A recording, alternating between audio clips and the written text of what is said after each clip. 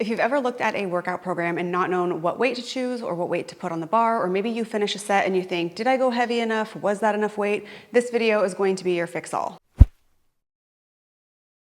My name is Annie Miller and I'm a certified strength and conditioning specialist, and I help you learn as you train and enjoy your lifts again. Today we do that by giving you 3 ways that you might learn how to select your weights, whether you are following a workout program from someone else or you are going at it alone. Load isn't everything when it comes to training, but it is one of the most important factors when we are driving something called mechanical tension, which is the load, the tension that we apply to muscles during training in order to get the desired adaptation that we want of muscle growth or an increase in strength. We're gonna dive into my personal favorite loading method first, but stick around for number 3 because while it might be the most well-known loading prescription, I don't think it is the best for most gym goers. Number 1 is actually 2 different methods that kind of marry one another nicely, which is rate of perceived exertion and reps in reserve. One of the best ways to determine load, in my opinion, is RPE or RIR, but first things first, you need to know what the goal is of the actual program that you're following, and more specifically what the goal of the exercise is that you're doing within that program. While we are talking about load specifically, load is often dependent on the volume of your sets and reps. So when you look at your program, look at the sets and reps, that's gonna be your volume. Generally speaking, lower reps is going to leave room for a higher load,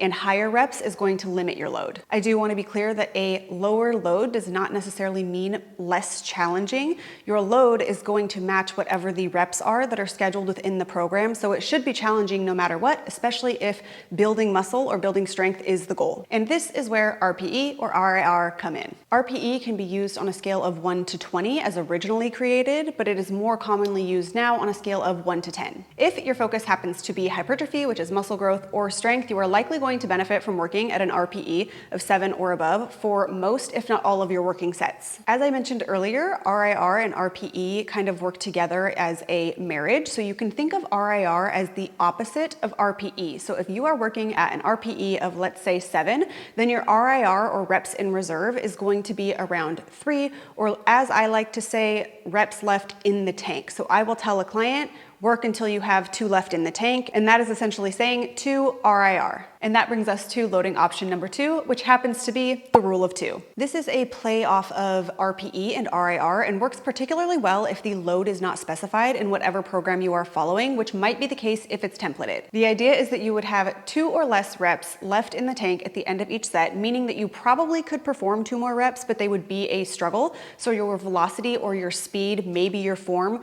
would start to slow or give a little bit. And at the same time, if you are unable to get within 2 reps of the prescribed reps in the program, then you would need to decrease that load, but that set would still count as a working set because it was a challenging load. As you can see, the rule of 2 can be somewhat of a loose approach to selecting your load, but I do find that it works for most people, getting them close to where they need to be at for their working sets. Before I share the most popularized loading method and potentially one of the original loading methods, and also why I don't think it's the best for most populations, go ahead and give this video a thumbs up if it's been helpful so far. And also in the comments below, I would like to know what loading method you use if you are a trainee, or if you're a coach, what are some of your preferred loading methods for your clients? For number 3, I want to talk about technically 2 different loading methods, and they are percentages and AMRAPS, which is as many reps as possible. I want to discuss both of these because they are based on determining some kind of baseline for the client first before actually moving on to their working sets. Using percentages is that most popular loading method that I was talking about, and maybe the original loading method within the strength training world.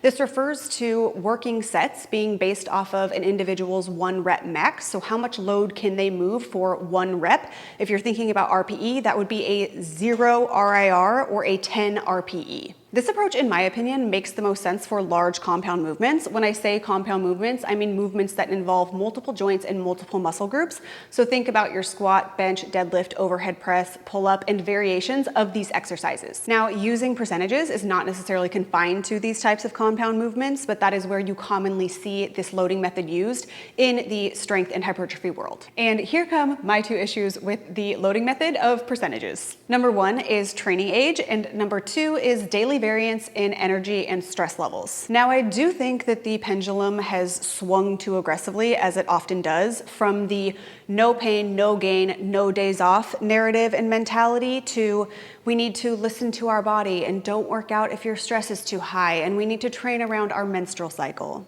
Listen, we lack significant data to support the idea that you need to change your training around your menstrual cycle or do something called cycle syncing, but that might be for another video. Back to percentages with issue number 1. I personally think that working with percentages requires someone to be at least an intermediate lifter because you need experience working up to a true 1RM with proper movement integrity in order to then continue to work on percentages based off of that true 1RM, which I just don't think that you can acquire if you haven't had a year or 2 or 3 working under those true heavier loads. And of course, the positive with working on percentages is that the work is done for you, both as a coach and as a trainee. All you have to do is calculate the load based on the 1RM. There's no guessing, there's no subjectivity like there is with RPE or RIR. We have no trial and error. Like I said, the work is done, you just follow the math. Issue number 2 hits closest to home for me, both in my own training and in training clients over the last decade. On week 2 of your training, let's say you are scheduled to lift a load that is 85% of your 1 rep max, and on week 2, that load happens to feel like only 75% and you had more to give, but then we enter into week 3 and now that same load at 85% feels like you're lifting 95% and you are unable to complete the reps that are prescribed at that given load. That both feels defeating to the actual trainee, and it might not be the wisest move in week 3 to push the load that is prescribed for that client. Of course, in an ideal world, we don't have big energy swings and how much we have to give in each training session, but this is also why I prefer RPE and RIR to use with my personal clients and in my own training. This is also why I think that AMRAPS, remember that means, what does that mean?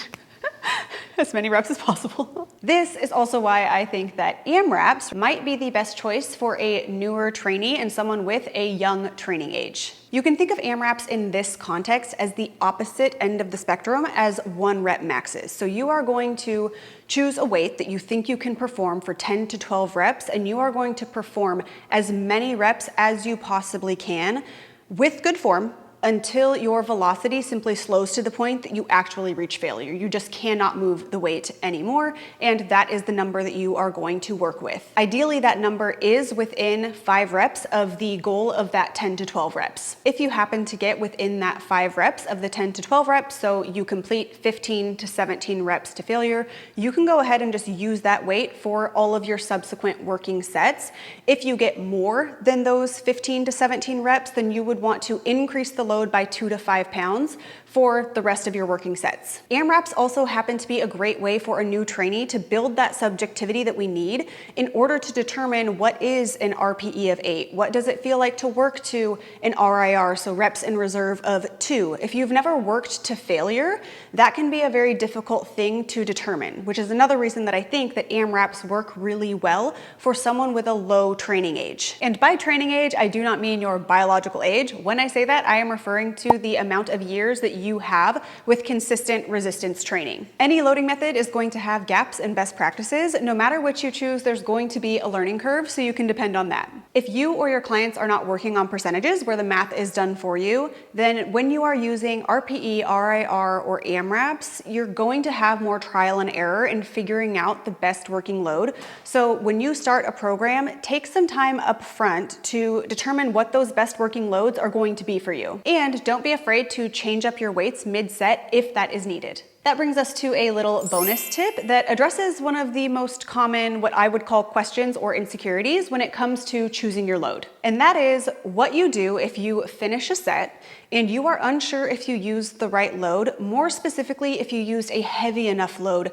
Does that set actually count as a working set, or should it be a warm-up set? If you're wanting to get the most out of your program as your program is written, then you want to be able to confidently answer this question. I want you to think back to the rule of 2. That's where that loosey-goosey rule of 2 comes in really handy. So if you finish your set and you got within 2 reps of whatever was prescribed for you, then that set counts, but you should probably lower the load and continue your working sets. On the contrary, if you finish your set and you probably could have performed 4 or 5 more reps, then that's going to count as a warm-up set. I do not want you to count that as a working set. You need to increase your load to get within those 2 prescribed reps in order for it to count as a working set. If your current training goal is to build muscle and you're not sure what program to follow, then check out my video on the best training split for building muscle. And before you go, be sure to hit that subscribe button, and if you have any questions, drop them in the comments below, and I'll see you in the next one.